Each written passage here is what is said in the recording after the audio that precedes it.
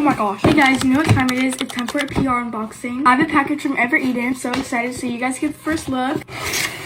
Oh my gosh, they spoiled me. Whoa, let's see everything we got. This is a super rich face serum balm. I'm excited to open this. Oh my gosh, I love the packaging and look at the little face. Can you guys see the little face? It's so cute. This is like perfect for like the winter and like all the dry weather right now. This is amazing. Next up we have a super rich lip balm. Ooh, I'm excited for this.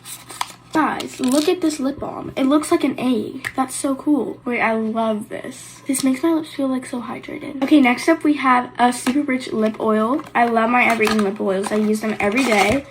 I think this is a new flavor. Yes, this is a new flavor. Oh my gosh.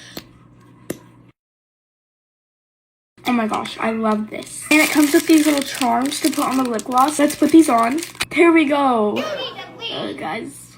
Was that a good transition? Okay, I'll stop now. Lastly, we have these two things. I think they're like a pouch. Let's open them up.